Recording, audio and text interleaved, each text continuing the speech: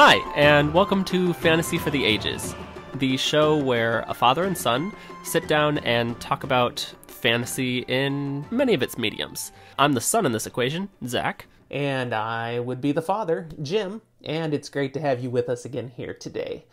Should we perhaps clarify when you say we talk about fantasy in all of its various venues, we're talking about fantasy fiction, because there are other kinds of fantasies that go different directions. That is not what this podcast is about. I mean, I guess. All right, very good.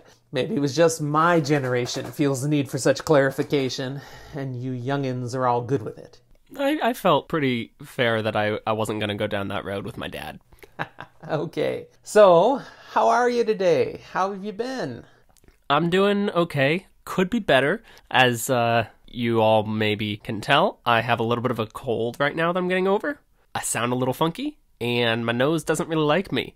But on the bright side, I know it's not that whole COVID thing, because I also had to, while having a cold, get a COVID test for part of my clinicals. I'm negative. Woo! But still sick. Bummer. Yeah. Because Zach is a little under the weather, he does live with me, still in the same house, but I decided, maybe spending an hour and a half in the same small room where we do our recordings might not be a good idea at this point. I'm not afraid to be in the same house, but in a confined space, I don't want to catch his cold. So we're actually doing something differently for the first time with this recording. He's up in his room, the game room where he does all of his DMing and various gaming adventures and such, on his spanking new microphone system, which is very cool, gonna work. And I'm down in the regular space we use, my office. We're in two different rooms. We can see each other over Zoom. And we're recording separately, and I'll still have both of those to be able to drop together into our podcast for editing purposes. The tech is a little different. I can still see him pretty much just as close as I usually do. You're a little smaller, but I think I'll deal with it. I could use to be a little smaller. Yeah, that's why I do all that exercise and all that pizza. Right. Oh, no, the pizza is counterproductive. Okay. Nah, I'm pretty sure it makes you smaller. Yeah. If so, I would be tiny, man. Tiny. You want to know how I'm doing? Absolutely. I'm sorry. Am I being rude and not asking? How are you doing, Dad? I am doing great. I don't have a cold. And we'll hope I don't catch one, because I just got back from my first road trip, business trip of the pandemic. Everything went well. I think I stayed sufficiently socially distanced and wore a mask enough to have sore ears, which I'm sure many of our listeners are actually familiar with, but I haven't had to travel much, so that's a new one for me, believe it or not. No, I'm familiar with it because I don't work at home like you do. Yeah. A couple of items to discuss before we move into today's content. We will be going into chapters 10 through 13 of The Eye of the World. Great stuff again, looking forward to our discussions on it. I wanted to touch on a few things. First, Zach, did you realize how much our audience is growing? Well, we now have listeners across the U.S., Washington to Florida, New York to California, Indiana to Texas. Okay, that's cool. Yeah, and we appreciate all of you in the U.S. as listeners. We can track the stats on these on our hosting site, so I know we have the most listeners who play it on our website or some other embedded player in Oregon, so people relatively local to us. However, more people download it and listen to it on their podcast player of choice. Actually, that's how I listen to podcasts. And the state winning that is Texas. They are clobbering the rest of the U.S. So, Texas, we love you. Keep it up. Keep spreading the word. That's very Everywhere cool. else, we love you too. We love the rest of the states. All of you, please do not feel slighted. But we've also gone very international, and that keeps growing. Have we? We have. So shout outs to our international listeners in the UK, France, Germany, Russia, Switzerland, Australia, Canada, the Netherlands, and we remain, for over a week now, one of the top fiction podcasts in Norway.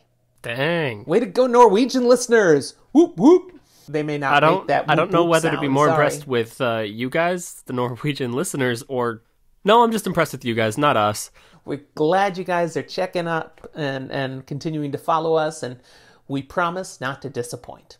We'd also love to hear from you, so any of you in the US or international listeners, you want to share ideas you have, things you were excited about, something you enjoyed in the podcast, let us know. All of our usual social media locations, which of course are always listed in the notes for our podcasts.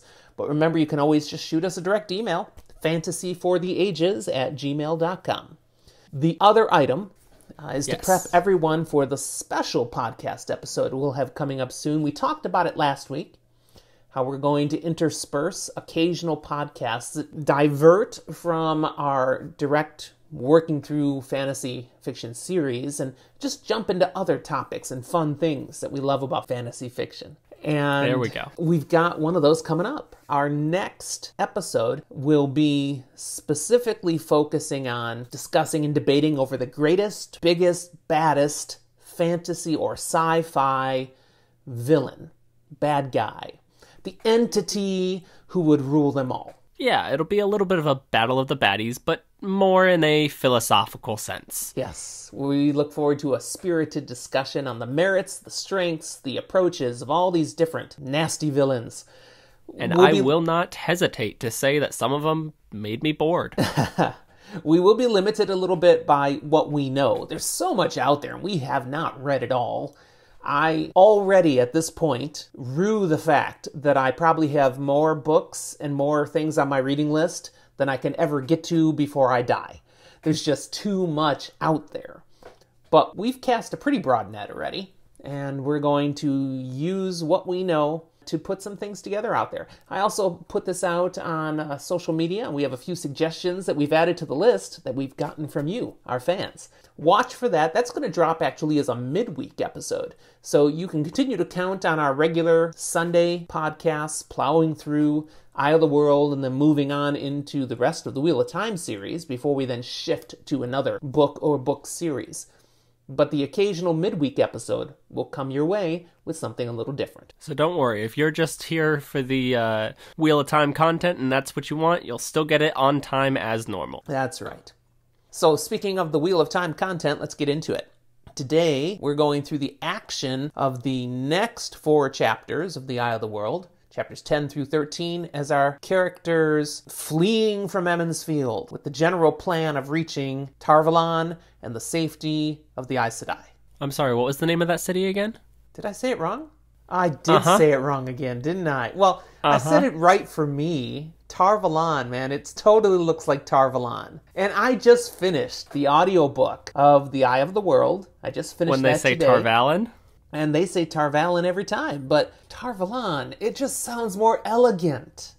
We'll agree to disagree. And I think on this one, at least, I have most of the fandom on my side. But you know, if Michael Kramer and Kate Redding in the audiobooks had said Tarvalon, this would be a totally different story. They have so much power. That's okay. I'm willing to give them that power. Okay. Well, as Chapter 10 opens, Lan, the warder, is leading Matt and Rand into the stable yard of the Wine Spring Inn, going out the back way in the darkened night to meet up with Perrin and Moraine and get out of Dodge. They're trying to do this quickly and quietly before more Trollocs and Myrddraal can show up. And of course, they're hoping that as few eyes as possible will notice them leaving. Kind of 2 reasons there. One, the hope that no one could necessarily report or try to follow, but also no one could try and keep them from leaving in the first place.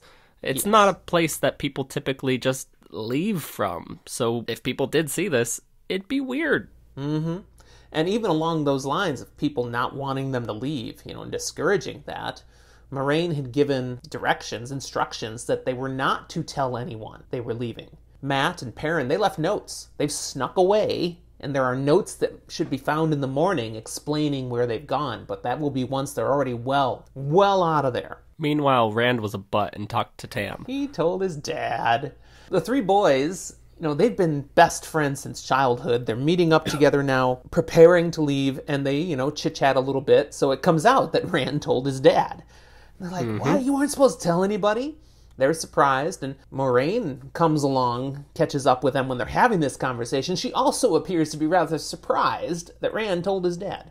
But what's done is done. And as we talked about last episode... And for what it counts, Rand's dad, Tam, says, yeah, go. Exactly. Yeah, we covered that last time. He's supportive. So let's go. They're hustling up to get going before anyone else knows that they're going. But that doesn't work out that way. What happens? No, it does not. They, they get spotted, partially because... They don't even make it out of the stable yard before getting spotted. Whether because she was eavesdropping at one point, or just because had a sense that it felt right. Egwene is there, ready to go. The boys are more or less just kind of getting their stuff going, don't really get their stuff, more just what's with them.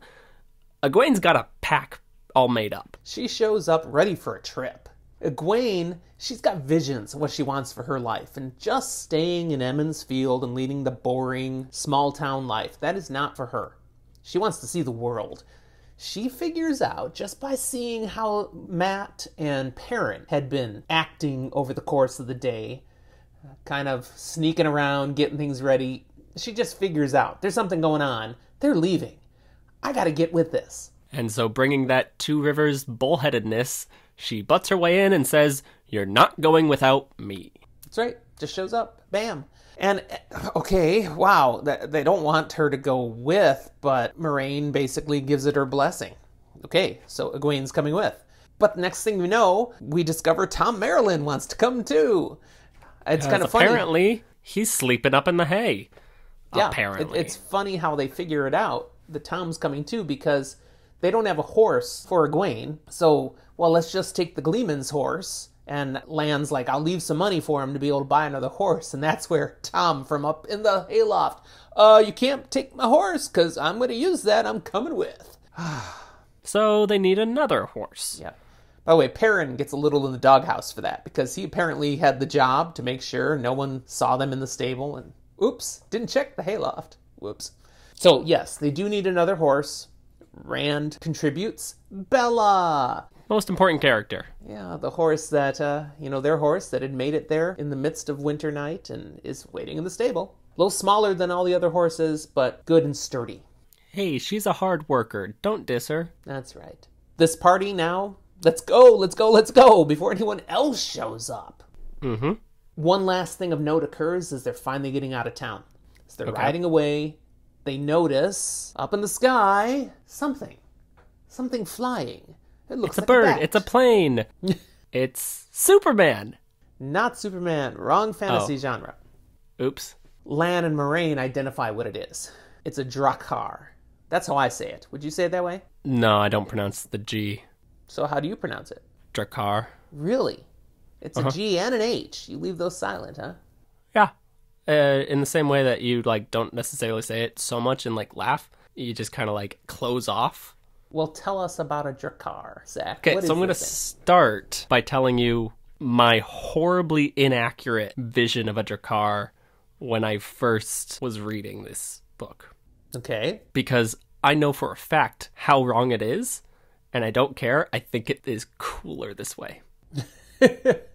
And we do. We cling to our fantasy thoughts and perspectives, even when we prove wrong later. So my inaccurate thought process is more or less a man-sized mosquito with bat wings that has a massive pair of these ruby red, almost those wax lips at the end. So it has that massive proboscis and then disgustingly big red lips. Yeah, no. I know that that's nothing like what it actually looks like. But that's what my brain said. All right. No, in truth, this is loosely... a guy with wings. Yeah, it's where, Bat theoretically, on another turn of the wheel, you get vampires. Yeah, very much so.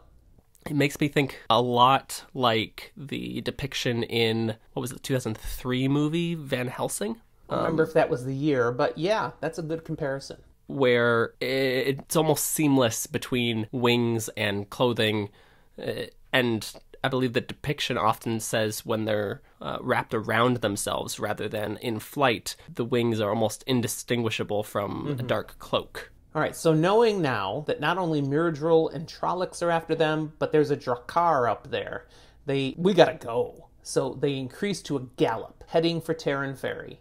They got to get out of the Two Rivers. This is a bit of a journey, and it's dark of night, but let's go. And that's where the chapter ends. We start chapter 11. They're galloping still all out along the North Road. They're pushing their horses hard. And Rand is worried because you've got these big, strong horses, and then you've got Bella. Bella's a cart horse, used to slowly plodding back and forth between town and the farmstead. She's not a galloper. She's not a horse built for distance and going all out. And Rand's afraid Egwene's going to fall behind because Bella won't be able to keep up. Don't get me wrong, she's made for distance, just distance at a snail's pace rather than a gallop. And when it comes to horses, as I understand them, there's there is a physiological That's the word. difference in their muscle and bone structure between types of horses, especially in like the knees, as to whether they can gallop at that pace or not. Well, we don't know what Bella's bone structure happened to be. We don't? But we do know that despite Rand's concern, she's keeping pace. She is keeping up. You go, Bella. After some time, they do see lights ahead, and Rand is surprised. They're already to the next village. I get the impression the boys, at least Rand perhaps at least, has been to this village before, Watch Hill. Mm-hmm. I think all of them have been, at least the three boys, to the various towns in the Two Rivers. And while they may not ever have stepped outside of the Two Rivers, they've stepped on basically every stone inside of it. So again, a reminder of our geography. If they'd gone the other direction from Emond's Field, they could have got to Devon's Ride. The direction they went, you go through Watch Hill, and then you'll reach Terran Ferry. Those are the 4 towns within the Two Rivers. That's my understanding. Zach is consulting his map. Yeah, I'm just looking in the map because for whatever reason my brain says it's Devon Ride, not Devon's Ride. And I'm correct. Oh, just Devon Ride. Sorry, Devon. It's not your ride. I misappropriated it for you, and you may not have it. It's just Devon Ride. Okay. They've been to Watch Hill before. They know how far Watch Hill is from Emond's Field, so they're quite surprised to be there already. Rand is like, I think we just set a record for how fast anybody can get to Watch Hill. I'm going to say he's also judging the time a bit skewed because this is a flight in terror, in a sense. They have Myrdril Trollocs and a Drakkar up in the air above them. They are terrified they're going to get caught, and I think that skews your perception of time. Yeah, we have no good way of knowing how long this really takes, only that it's probably under 6 or 8 hours, because they go from dead of night to still dead of night. It's still middle of night, yeah. We don't know if it's middle, but yeah, it's still dead of night. We'll use your term. That was good. There's no hint of dawn starting to break. Not at all. Exactly. They're pretty wiped out, having got this far, and the horses, Bella kept up, but still, all the horses are, little winded. It would be good to rest. They're hearing noises from the town where it looks like that there's still celebrations going on from Winter Night, which officially would be this day. If you remember, when we started this story that Rand and his dad had came into town, it was the day before Winter Night. So no, it was the day before Beltane. That night was Winter Night. So this would be Beltane you're right. Day. I'm totally babbling about It's okay, the that's terms. why I'm here for you, to correct you. It was the day before Beltane, so this has been Beltane. This is the evening of Beltane. And the celebration of Beltane's going on. So we could construe this isn't like 2 a.m. This is still just evening. The town's alive with energy and there's sound, and they're like, hey, they clearly weren't attacked. They're having their big festival and all. Maybe we should stop and rest here. The boys are interested in that. Egwene's interested in that. Tom Maryland's interested. But Lan is like, nope, we gotta go. Moiraine's like, there's more to go. So while Lan is insisting we have no rest until we get out of the Two Rivers, we gotta get gone. Moiraine, she walks around from horse to horse and person to person, and she does something with the one power. What does she do? Oh, you're asking me. I am. If we were in the same room, you would have seen the gesture better. She goes, and it's not so much actually refreshing them or giving them more energy, but rather washing their fatigue away. She's using the one power on everybody, right? Yes, and it masks the fatigue. They're still technically tired and going to need rest at some point, but they can push on as if they weren't. Yep, so suddenly they feel better. As she's doing this, she actually voices surprise that when she gets to Bella, our smallest horse... She doesn't even need it! Yeah, she's barely winded. She seems to be the most refreshed of the bunch. So she kind of comments, well, Rand, you were right. This horse of yours is something.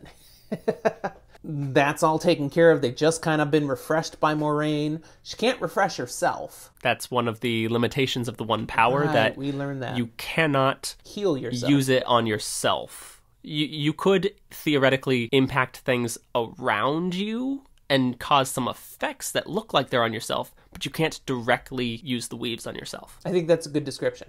I mean, we will learn later on that you can do things that actually change how people perceive you, for example. But you haven't physically changed yourself. No, right? It has more to do with messing with, say, the air right on your skin or something. Right. Healing yourself, can't do it. And this is kind of similar to healing, because you're healing the exhaustion. You're wiping that away for now. She also doesn't do anything to Lan, and it's referenced. Lan, as a warder, that's one of the benefits of being an Aes Sedai's warder, he has a bounteous amount.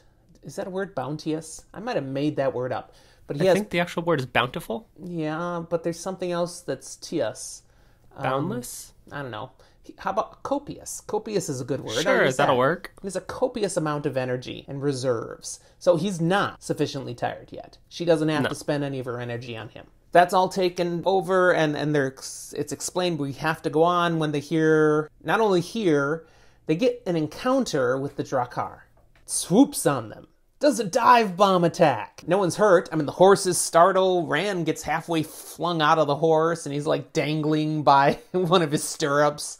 But nobody's hurt. But Moraine notes, okay, for the Drakkar to be that bold, they're basically kind of stupid, and they don't have a lot of strong weapons about themselves. So it wouldn't do that if it was alone. Yeah, this means the Myrddraal and Trollocs are close. That's the only reason the Drakkar would reveal itself so closely. So we gotta go. We gotta go now. We gotta go quicker. And off they go. No stopping at this town. I checked the map just a moment ago. Watch Hill is not Watches Hill, by the way. Yes. Since, we're clear. It's not Devon's Ride. It's not Watches Hill either. It's Watch Hill. Watch Hill is about halfway between Emond's Field and Terran Ferry, which is where they will be exiting the two rivers. Have to, you're saying, get another distance about as much as what they've already put behind them. Okay, they've got to get to Terran's Ferry. But if they're able to maintain a similar kind of speed, that means they should be able to make it before dawn, if you think about it. Theoretically. Yeah, they left when it was dark, and now they're here, and they're still celebrating Beltane. They're all still awake, so it's clearly not halfway through the night already, unless these Two Rivers people party hard all night long. I mean, we don't know. The nerd in me wanted to find like a unit of measurement on the map and try and calculate horse speed, and then I went, Robert Jordan didn't put units of measurement on his maps. There are units of measurement in the Wheel of Time, and they are different from ours, but you're right. It's not on the map. And it's partially intentional so that we don't have to question it when someone gets somewhere really fast or really slow, or we just go, it's a map. There's the distance. There's a quick little interchange between Lan and Moraine. We don't know exactly what they're talking about, but she basically makes a comment making clear she can't really do anything about the Drakkar. As they are going their way, riding horse as fast as they can, she really can't do anything to stop it. Which really makes sense when we think it's the same morning, or it's the same day, night of that morning that we saw earlier. Moraine's been busy. She killed a whole bunch of Trollocs. She healed a whole bunch of people, including the really extensive healing on Tam. Still up and doing things, leaving the place, now washing this fatigue away.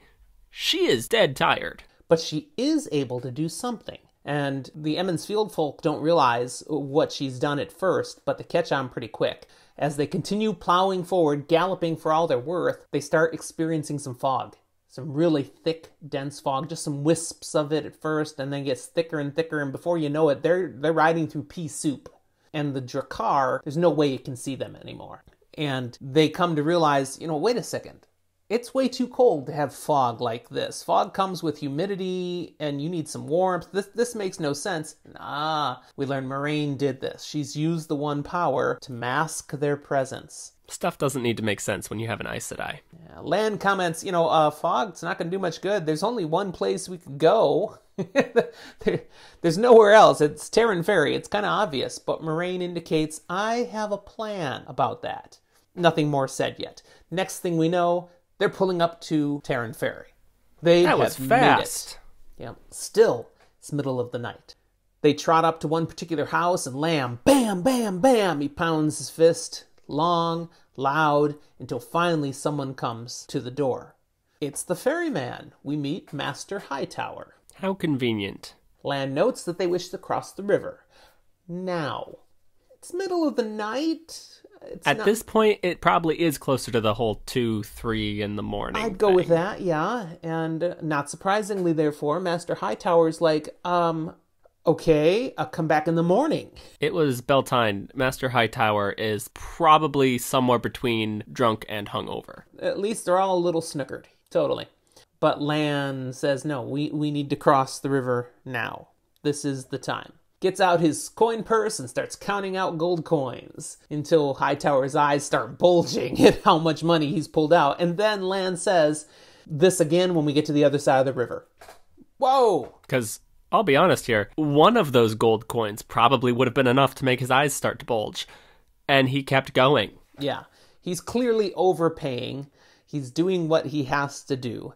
And it makes me think, holy cow, how much money do the Aes Sedai have? A lot. Is there something with the one power where they can create money? I suspect that rather than, say, a tax system per se, they have a system of, we advise royalty and they pay homage to the White Tower. It's not quite a mafia bullying thing. I have two other possibilities. Okay.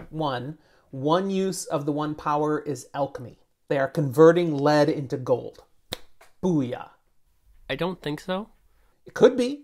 I mean, we do see kind of some alchemy-related things when they rediscover how to... I'm not going to try butchering the name when I'm not practicing it. Let's not do too much spoilers.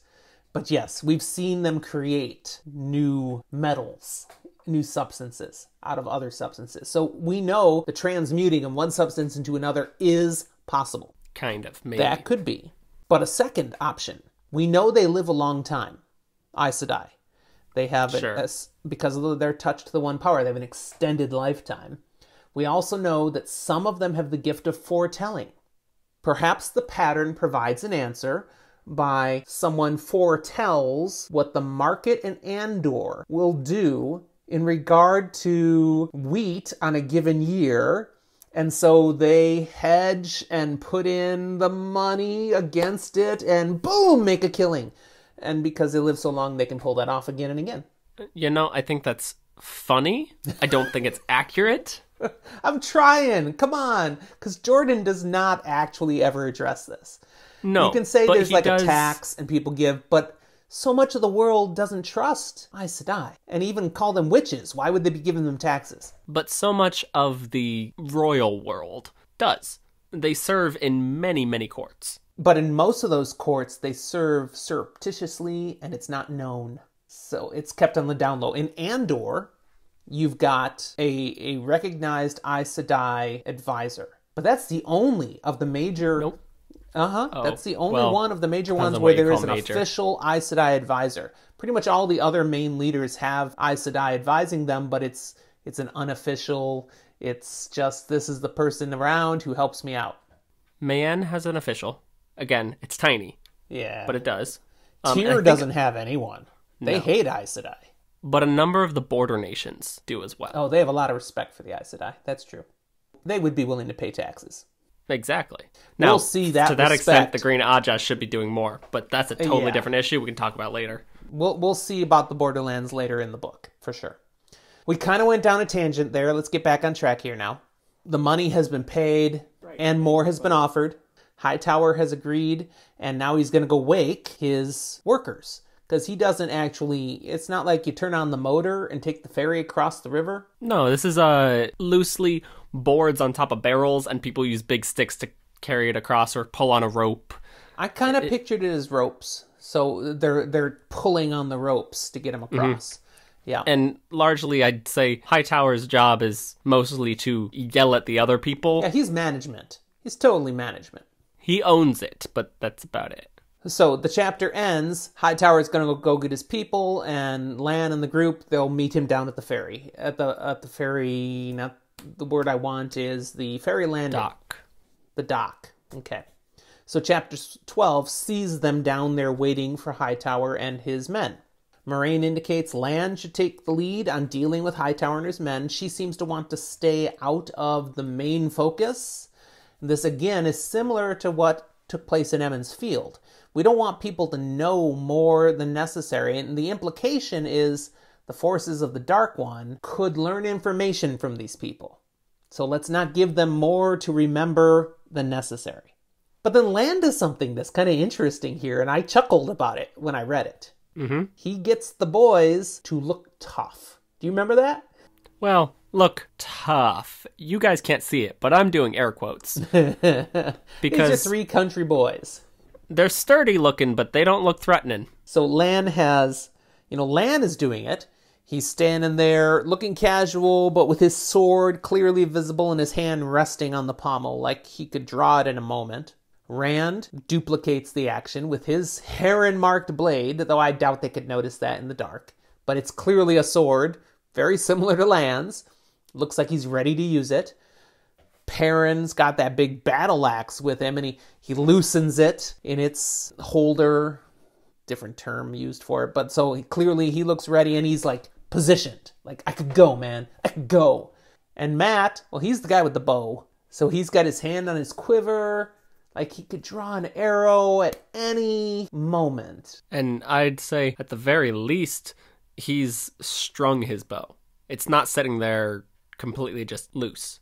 But so he wants them to look like, don't mess with us or we'll mess with you bad. You try to rob us, and we'll just kill you. And Tom Marilyn, the Gleeman, gets into the act by getting out a dagger and playing with it. Kind of rolling it around his knuckles and dancing it with it on his hands, and just... It's a very cool skill that I'd love to learn one day if it weren't, horribly dangerous. But it makes it clear, without being intentionally threatening, that this guy's good with a dagger. He knows what he's doing. Well, Tom's just good with his hands. And again, what we come to understand is simply that we want to make sure when Master Hightower shows up with his toughs, with his men who are haulers. So these are going to be muscular guys who do manual labor all day long, hauling the ferry, that there's no weird thoughts of, we don't really have to take them across. These guys got a lot of gold. Let's just take the gold. There's no saying Hightower would have pulled a fast one like that, but let's not take any chances. He probably would have. Well, Rand, Matt, and Perrin, I suppose Egwene too, they all know that the people of Terrence Ferry have a reputation. If you shake hands with a ferryman, check your wallet afterwards. Make sure it's still there. Now, is that entirely fair? But stereotypes sometimes come from somewhere, at least initially. There's often a kernel of truth hidden in there.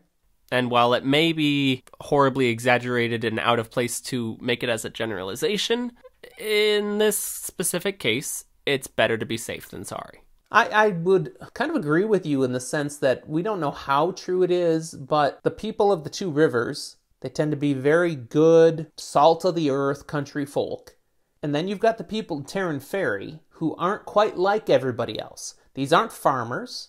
These are people who make their money off of trade, and primarily also their control of the trade that happens in the two rivers. No one gets in or out of the two rivers unless they go through Terran Ferry, and they use the ferry, and there's a cost for that. So they don't have to raise crops. They don't have to work hard. They get to make their money off of other people. Yeah, to me, these are slimy, bureaucratic country folk. And that's probably how the Two Rivers folk look at them. You don't really work for your living. You make your living off of other people. That's not cool. And the Terran Ferry people have a reputation for looking down their nose at those farmers who have to work so hard all the time. Like, we're better than them. We figured out a better way of living. Yeah, why would I work all day when I could just every now and then charge someone some money and get it? So if you think about it, the two different groups, the Terran Fairy folk and the rest of the two rivers, are doing exactly the same thing to each other. Mm-hmm. They're judging each other, saying, we've got the better way. Nevertheless, the book tends to paint Master Hightower and his folks as a little more shady. The looking big and tough works. They get on the ferry without any issues. Sweet. And they get pulled to the other side. Mm-hmm. They all get off, and then Moraine pulls a fast one. Something somewhat controversial. A little bit. With all the passengers off the ferry, Hightower demands his payment. Okay, where's the rest of my money? And Moraine calls out, saying, it's here, and on top of that, I have a silver mark for each of your men for their quick work. So all of the men decide, oh, well, we're not going to let Hightower get his hands on that, because if that were the case, we're not seeing it. So they rush to go get it. So they all get off the ferry and go to get their coins, and, well, Master Hightower comes to get the rest of the money too. So they're all on shore with Lan, and he's doling out coins to everybody. Moraine's just standing there staring out at the river, and suddenly a whirlpool appears in the river that grabs the ferry, sucks it in. There's no one there to hold the ferry in place because they're all on shore, and it gets sucked in and destroyed. Oh no, a freak disaster. How could anyone have seen this coming? Lan just takes it in stride, so does Moraine. Oh, how unfortunate. And Lan's like, here, let me give you more coins to make up for your loss. No one ever says it, but Rand for sure, and pretty much the rest of the group are like, I think she did that. Yeah. Strategically, great move. Ethically, Moraine, what's up? And basically, it comes out that we've got to cross the river. We don't want to make it easier for the Myrddraal and Trollocs to get across the river. So we're going to destroy the only route across the river, and they will have to work something else out before they can follow us. Remind me if I'm wrong. I may simply be mixing this up with another series. But they mention at some point here that Shadowspawn don't like crossing water, especially moving water. Is that accurate? I think that is said somewhere, yes. They won't do it. It's a very common evil or undead kind of thing. They won't do it unless they are driven to. And they definitely have a great need. Mm-hmm. They'll do bridges, but they're not going to rush over water itself or take boats too much. So make if it you're harder on an for island, them. That's going to be effective. One of the interesting things there that I kind of go is placing, say, Tar Valon on an island. Good idea. I hadn't thought of that before. Although there are bridges all over the place. So sure. Could always blow the bridges. Yeah, and at the very least it bottlenecks. So with this business done, the ferry's gone, it's time to head off again. Moraine at this point admires her fog. And there's comments now. The fog, it's amazing. There's no fog at all looking down the road. But as you look up and down the river, there's thick, dense fog hugging the riverbank in both directions as far as they can see. It's clear Moraine has done this. She's quite happy with herself. Mm-hmm. And Tom questions this. He's like, why doesn't the fog continue the path we're going, though? We're going to be totally out in the open. And she explains, well, Drakkar aren't very smart. So this will confuse the Myrddraal and Trollocs following them, because the Drakkar is going to report, okay, the fog is covering the banks both directions. I'm not sure which way they went. It doesn't go anywhere up the path, so I don't think they went that way. They're hiding in the fog, but I can't tell if it's to this direction or that direction. And the Myrddraal's going to have to divide their forces and search to find where they went. Could they watch carefully and see them outside the fog? Absolutely. But by leaving it, you create a massive red herring. All right, so we've got this fog laid out beautifully.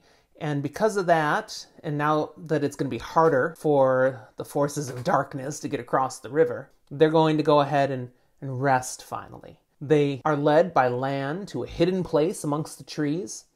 So maybe the Drakkar searching can still see there's no fog over there, but it won't see them either, because they're going into this little grove, a thicket that's all really enclosed, and they find out, Lan had this ready for them, which is kind of cool.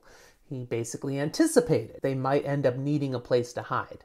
And we learn here that when they get there, Moraine goes around and wipes away all the exhaustion again. And this is where it's commented that, why do we have to rest? We feel great now.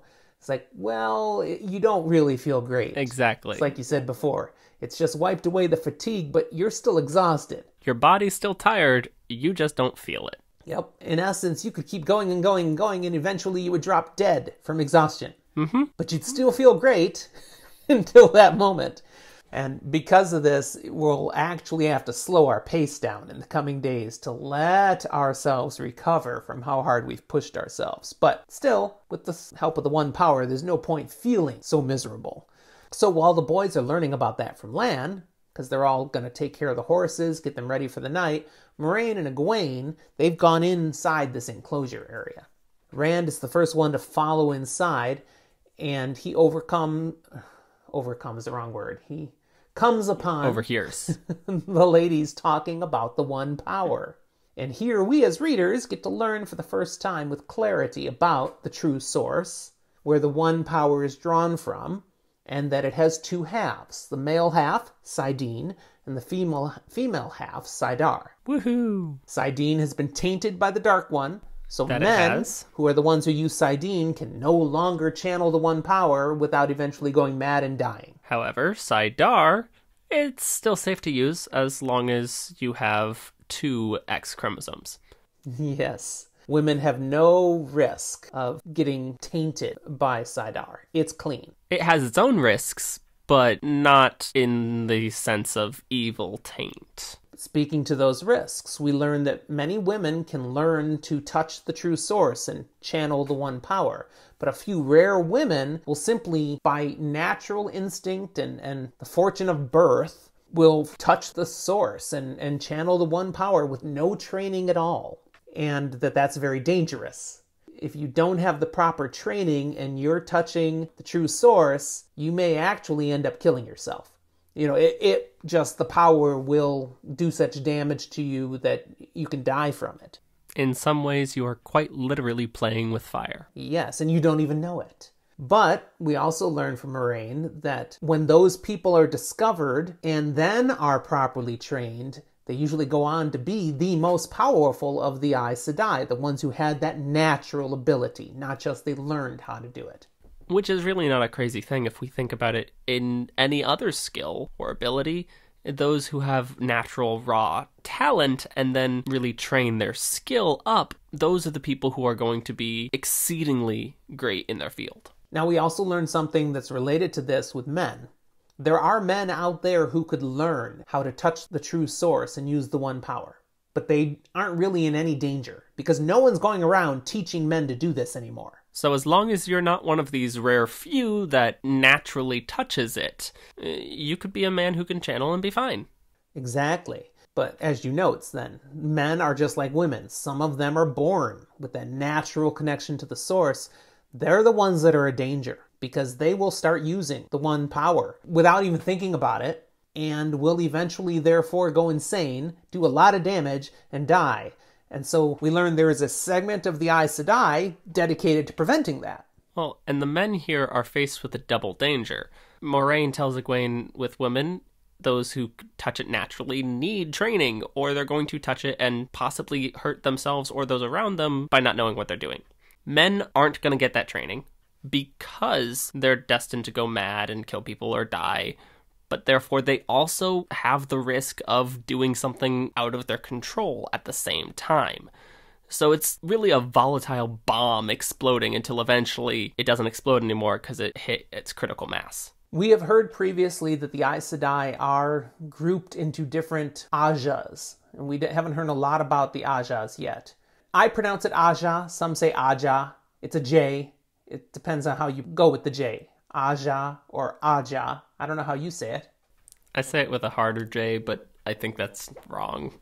It's interpretation, man. But we know the Red Aja are the ones who, that's their main goal. Find these men who are channeling the power and gentle them. meaning you're separating them from their ability to touch the source, just like Logain, that we've heard about earlier, the false dragon. The red had gone after him. They need to gentle him. Don't worry, they don't kill these people. No, they just take away their will to live. Yep, if you are thriving on using the one power and you no longer can do it, it's pretty much a death sentence. The chapter ends with one more whoo, and that's that Moraine is doing a simple exercise with Egwene that proves she is one of those women who has that natural, born-in ability to touch the true source and use the one power. And Egwene's ecstatic. She's like, ah, you mean I can be an Aes Sedai? Woohoo! And Rand is not quite so happy. No, it's not good news to him. The last section for today, then, is chapter 13, which is called Choices. All right. After a good rest, the group continues their journey towards Tar-Valon, which is still quite a distance. I'm sorry, what was that city? Tar-Valon, fine. Every time. But we're talking weeks of journey ahead of them still. They're crossing a continent. Yes, they are. Now that they have the two rivers behind, their next destination will be the town of Barillon. And they figure that should take maybe just under a week. And this chapter is an exposition dump.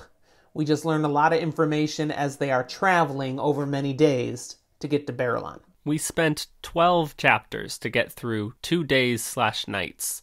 And the next chapter is about a week. Yeah. It's a fairly uneventful ride. I mean, they don't get attacked. Nothing strange happens, but they are on high alert. It mentions Lan is traveling twice as much as everybody because he's constantly going ahead to scout where they're headed and then going back behind them to make sure no one's following. Repeat. Through this whole trip. It's classic rubber banding. Yep. They want to make sure they're not seen, so sometimes they go a little out of their way. Like, there's not a lot out here, but they do come across an occasional farmstead, and they'll curve off the path to make sure they're not so close that anyone at the farm might notice them. And then they're always finding a place to shelter and hide each night, just before the sun sets, while they can still see and find a good place, and then they hunker down. Because the nighttime, that's the Dark One's time. You don't want to be out walking now that they don't have to. Let's be under shelter and hidden at night. They do have a few things that happen along the way. It's just not dangerous stuff. Yeah. Each evening, before it gets dark, when they've stopped for the day, Lan starts working with the three boys to see, okay, you've got weapons with you. Let's make sure you won't cut your foot off. Exactly. Especially, I'd say Rand gets a little bit more attention, if only because he's using a sword. Lan is a trained killer who can kill in any way possible. He doesn't even need a weapon. But it is notable that he, partially as a warder and partially just him being him, carries a sword and is masterful at using it. So that's going to be what his biggest training would consist of, and then transferring that to other things. However, the boys don't really need a whole lot of help with archery. Yeah, Matt seems pretty good with the archery, too. He's the one that's his weapon. That's all he's got with him, really, the bow. And yeah, he's pretty good, but they all seem to be pretty good at shooting a bow. And we noted before, that's the natural weapon of choice in the Two Rivers. They also, when it's finally dark, they're all hunkered down having their meal. Mm-hmm. Tom will do a little entertaining before we settle in. Lan says you can't do anything loud, so there's no music. Doesn't get out and play anything or sing anything, but he can juggle. Juggling doesn't take much noise. Yeah, and he can tell his stories, at least in more hushed tones. And honestly, this is a huge yet understated thing here. Because for the first time in their lives, they are actually away from home. They are on the run. They are getting chased for their lives. And they have an element of simple fun and entertainment to keep their sanity and morale up. Let's plow through real quick a few things that they do learn through the little experiences that happen along this journey.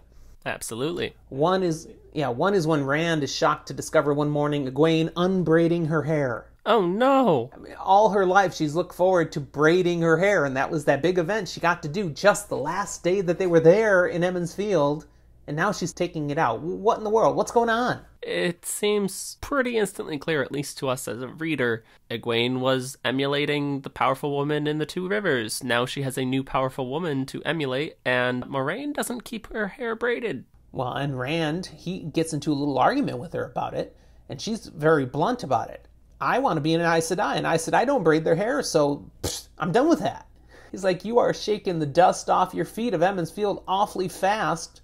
They get pretty heated. They get pretty loud. She makes it a little clear that Rand never understood that she didn't want to stay. Other things that we learn, we're provided more information on what the boys are thinking.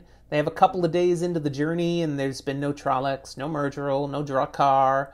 They start talking about, maybe we ditched the Shadow Spawn. Maybe we're safe now. Maybe we don't have to go to Tar Valon. We could just go back, maybe. We could go home. Oh, they don't even talk about that right away, though. They're out. They have a little sense of adventure, too. They start talking about the other things maybe they could go and see and do before they go home. There's, Ilion. There's all the various places they learned about in stories that they might go explore. They know nothing about them or where they are, but they've heard they're cool places. And Moraine comes upon them when they're having this conversation, and she loses it. As much as we see so far, she loses her cool. She gives them a little bit of a tongue lashing. Now, it's not like she's shouting at them. She's way too cool a character for that. But she says something really shocking. She points out, you guys think you're safe because you have a couple of peaceful days. The Dark One wants you. He's not going to let go of you. And if the Dark One wants you, I'm committed to make sure the Dark One can't have you. Before I let the Dark One get you, I will destroy you myself. Oh, mic drop. It's not a half-assed comment of just, I will do anything in my power to keep you from being in the dark. No, it's I will murder you. Mm-hmm. And we've mentioned before, I believe, that Aes Sedai never lie. I think so. Maybe we didn't bring it up, but I'm going to say right now. If we haven't, we have now. They actually are unable to lie. So when she says that, they know that's truth. She's not just blowing smoke. Absolutely willing to kill them. Yes. So that's real easy to get to sleep after hearing that one. Uh-huh. Other little tidbits they pick up in various conversations is that the One Power may be used in a variety of different ways. Aes Sedai and Robert Jordan, this was clear as mud, that the One Power is talked about as 5 powers. Yay. Earth power, fire power, wind power, water power, spirit power. When you are using the One Power, you're taking these 5 different powers and sometimes using them, just one of them, or weaving different ones together to create something as an amalgamation of the various powers. And that most Aes Sedai are naturally stronger in 1 or 2 of these powers. A very rare number over the thousands of years have been powerful in all 5. But that's just not normal. No, it's usually something that you have an affinity for something. Correct. Affinity, good word. Women are more naturally gifted in wind and water. Right. Is it wind or air? Let me check my notes. It's waves of air, I'm pretty sure. Your notes say wind. Wind and water. I'm pretty sure it's air. No, I'm pretty sure I took it straight out of the book, my friend. Like, I'm willing to go with you on that. I'm just sitting here going, no, when they talk about wrapping people up in weaves of air. I will double check the text. Always go back to the source. And I'm using the real hardcover now. Are you happy? Congrats. Let me get to the right page. It's a new book, so I can't say exactly how far into the book I need to turn to find the right chapter. Here we go. Earth, wind, fire, water, and spirit. Direct quote from Moraine. They might refer to it as air in other places, but she says wind. At least in this time, she does say wind, which is strange because I do still feel confident, even though there it is wind. I'm pretty sure most of the rest of the books it's referred to as air. But you may be blending that from how these sorts of powers are often referred to in fantasy literature. It may be specifically wind in the Wheel of Time. We'll have to double check that, get our research team on it, and see what they can find out. So women, stronger in wind and water, men in earth and fire, all tend to be equally strong in the spirit, we learn. We also discover that Moraine had found the Emond's Field had 2 women who could naturally use the One Power. Egwene, of course, being one of them, but there's someone else. Egwene's like, what? And Moraine doesn't tell us who it is. Kind of like, forget I said that. She's on a different path. Never mind. Egwene has an opinion that Aes Sedai is just such a wonderful, marvelous thing, and Moraine drops some information of, no, not so much. Aes Sedai are just people. Yeah, they're just women like any other women. in just regular modern day people groupings. She's telling Egwene, you have some women who are awesome and some women who suck. They're good, they're bad, they're petty, they're prejudiced, they're amazing and moral, and some will give you the shirt off their back and some will steal anything they can from you. Exactly. All those people become Aes Sedai as well. And becoming an Aes Sedai does not magically make you a wonderful and gracious person. No, on the other side, it also doesn't make you a horrible witch. Nope. But whatever kind of person you were before you developed your affinity with one power, you're still that kind of person, unfortunately. Okay, finally after these days, they arrive at Berlon. The Emmonsfielders are like, whoa, what a city! We had no idea so many people could live in one place, and Tom practically falls off his horse laughing. This isn't a city. It's still just a town. The town of Berlon. Yes, it's larger than anything in the Two Rivers. I mean, it even has a wall. But it's a wall of wooden spikes. Yeah, not just wooden logs. anything else. There were no walls in the Two Rivers, so that's a brand new thing. It's a classic mining town. The Moraine notes, as we're going to go into this town, this is a place, where we are known, but not as ourselves. The people of Berlon, they don't like anything to do with evil or power or anything. So they want Aes Sedai around, and don't be talking about Trollocs or Halfmen or the Dark One. And really, just don't talk about that stuff ever. It'll probably get you in trouble. So as we go in, let's keep a low profile, and here's our fake names. They go around to one of the gates into the city. The gate's already closed for the day. Bam, bam, bam, let us in. And the gatekeeper clearly doesn't want to. A town like this will usually close its gates at night, but it's not night when they show up. It's just late in the day. So let us in. And the gatekeeper, when he sees who it is, yeah, sorry, no problem. Come on in, opens up the gate. And it's clear then, we kind of have an arrangement because Lan slips him a coin. You don't have to pay to get into these gates. No, but there's more bribing and giving money. Yeah, we are greasing some palm here.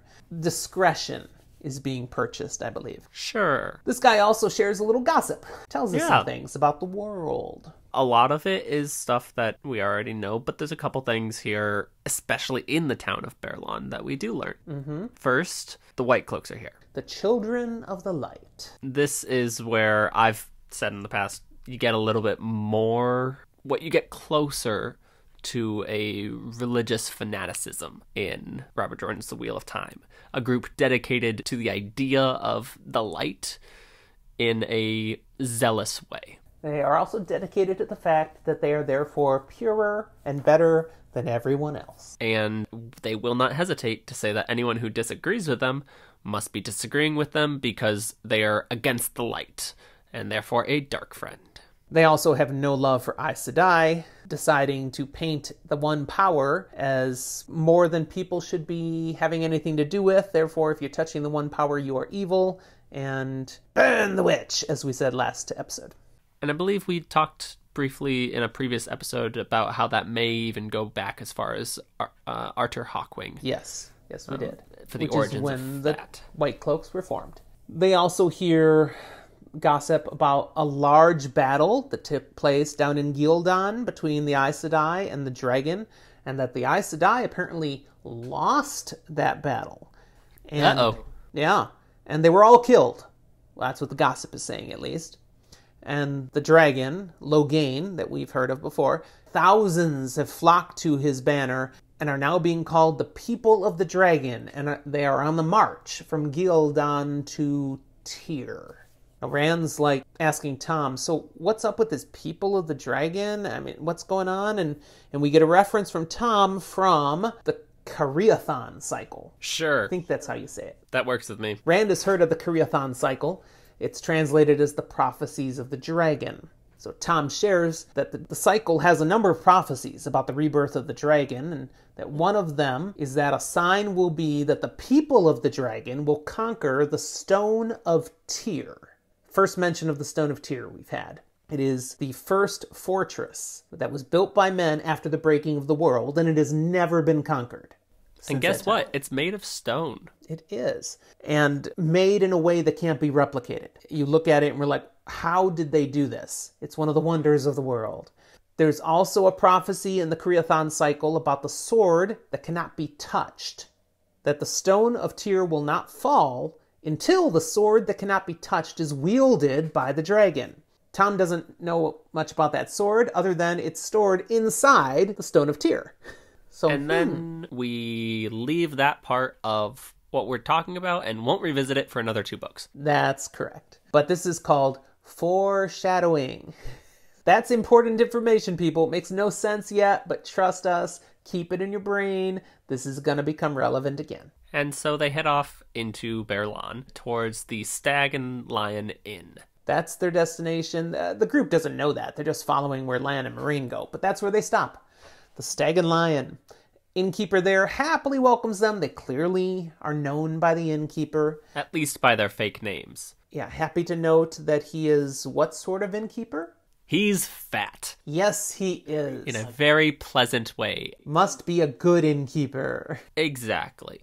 Pleasantly plump. And he instantly is a fan of all of these travelers because he welcomes them saying, I've got hot meals, hot baths, and warm beds ready for you. Yes! After a week on the road. Woohoo! And that's where we'll end today. I hope you've enjoyed staying up with us here as we've journeyed through another section of our book. If you are enjoying what we're talking about, please subscribe. And even better, you could go to Apple Podcasts and give us a rating and review us. Let us know what you think in a way that others can see as well. That's right. We're just, we're continuing to have our fun talking about this stuff we love, but if it can be spread to others so they can enjoy the journey with us, the more the better.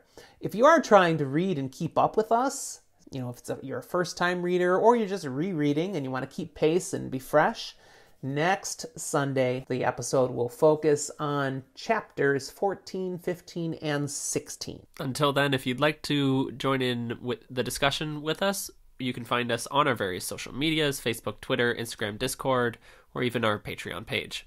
And again, email us directly anytime. Your thoughts, your ideas, your feedback, that's all available. Sorry, all of those found at Fantasy for the Ages. I've got nothing else. Yep, me neither. I'll remind you all, little bonus coming up midweek. Watch for our episode, our unique one-off, talking about the villains of the various fantasy genres. We're excited to have some fun with that. Until you hear that, though, we'll leave you now and say, as usual, we'll talk to you next time.